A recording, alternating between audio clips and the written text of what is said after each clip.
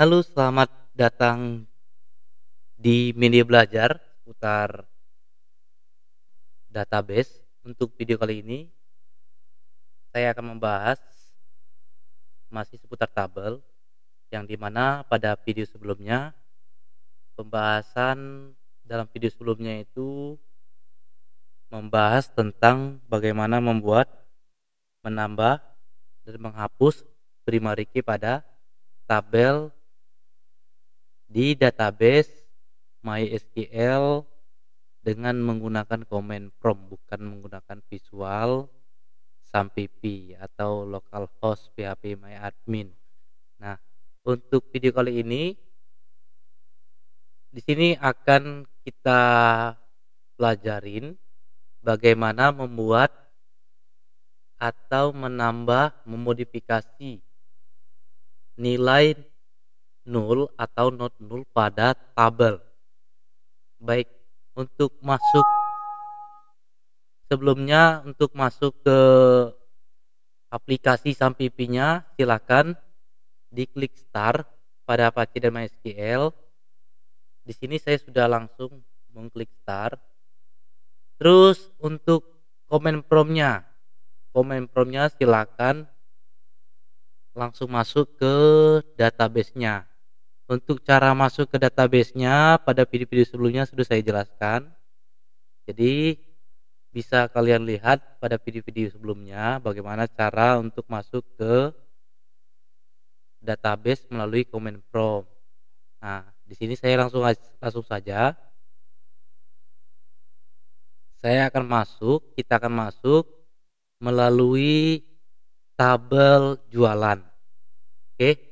Di sini hanya membahas bagaimana kita mendefinisikan nilai null atau not null pada tabel. Untuk membuat nilai null atau not null pada tabel ada dua cara. Oke. Sebelum kita masuk ke tabelnya, sini kita masuk dulu ke database-nya. Di sini kita masuk ke database jualan ya. Nah, untuk masuk ke database jualan ada cara tutorial sebelumnya, silakan ditonton kembali bagaimana caranya. Nah, di sini saya langsung aja kita ketik use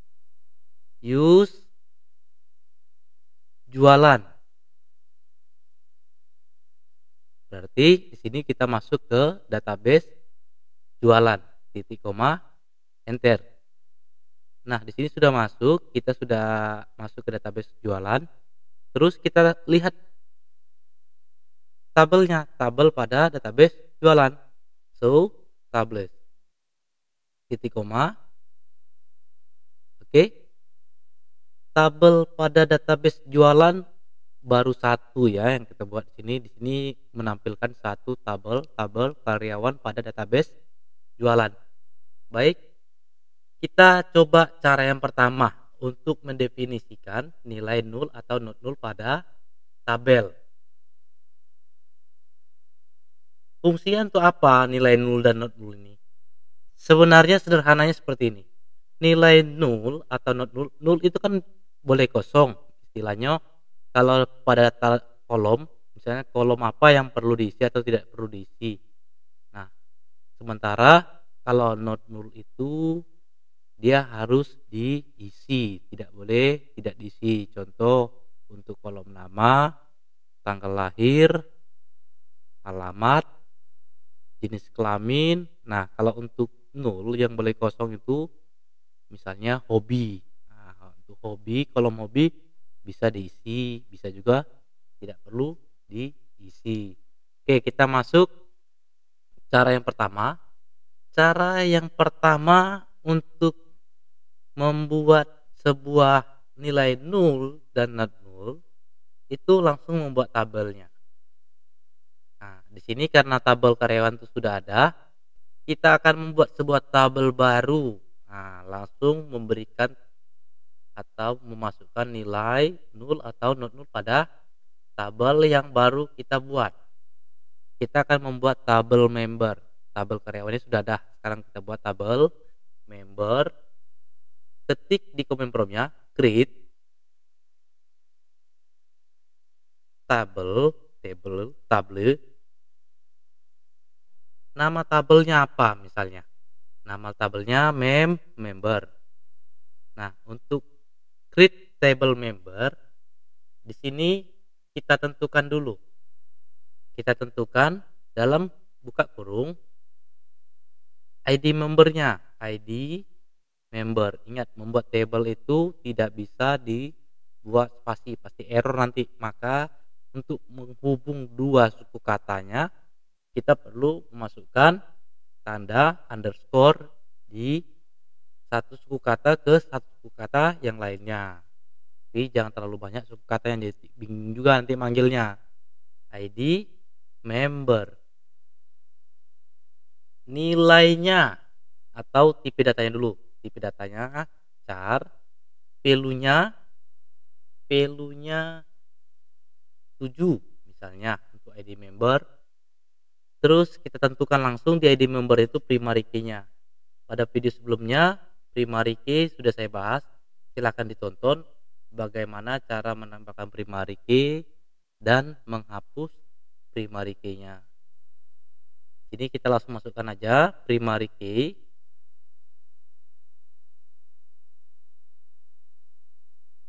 Koma. Boleh tidak setelah koma boleh tidak di enter? Boleh. Yang penting diakhiri dengan koma dulu. Bisa kita lanjutkan ke baris berikutnya. Terus nama karyawan ya. Ini member ya, berarti nama saja, nama. Tipe datanya varchar. Jumlah value-nya di sini kita buat 30.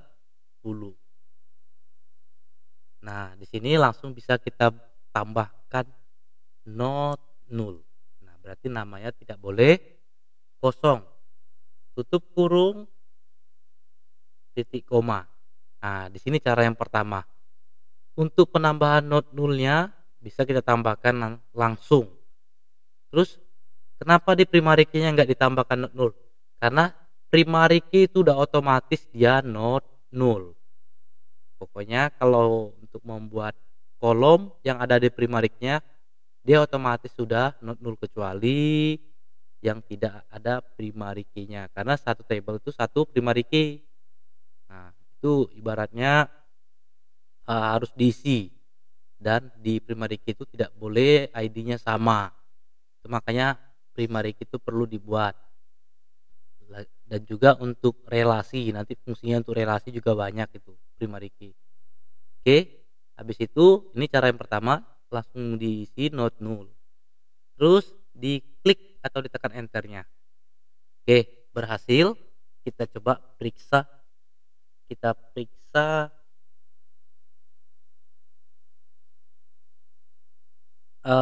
ininya, struktur dari tabel yang baru kita buat, tabel member. Desc spasi member ya, tabel yang kita buat tadi, member desc member. Oke, untuk deskripsinya, nah di sini kalau sudah primary key, nah, terlihat ya tanpa harus dibuat not nullnya. Kalau sudah primary key otomatis dia statusnya not null, nilai pada isian kolom tuh udah pasti not null.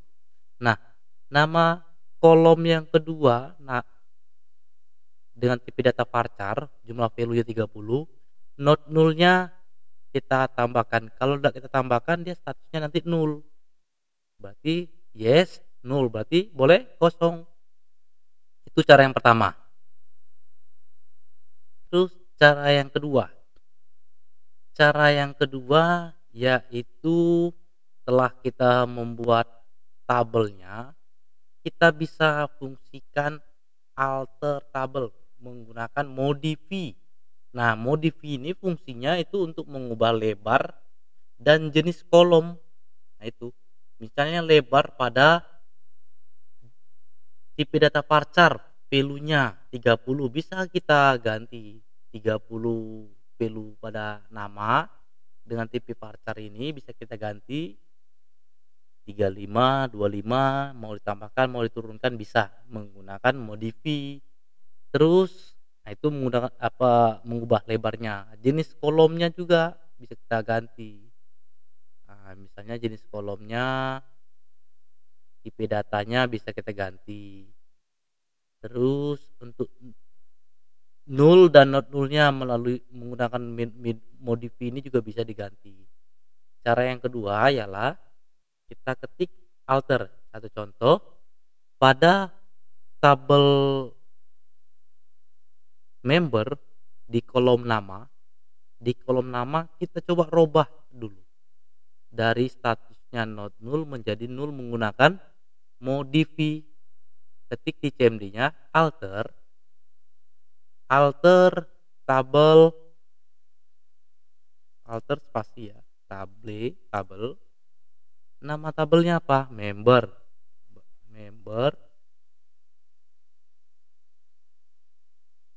modify.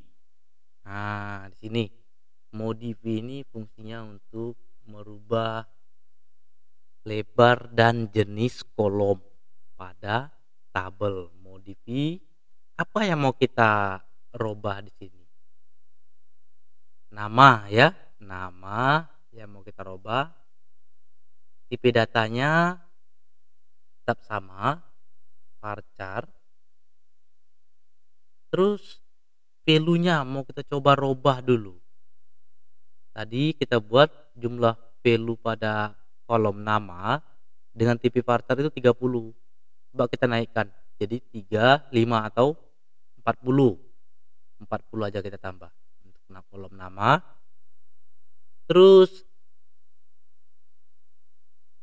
nilai pada not nullnya kita robah menjadi 0. Tadi kan not null dengan jumlah value 30 pada kolom nama. Sekarang kita ganti kolom namanya, jumlah value-nya kita naikkan jadi 40. Nilai not nullnya kita robah menjadi 0. Habis itu titik koma, enter.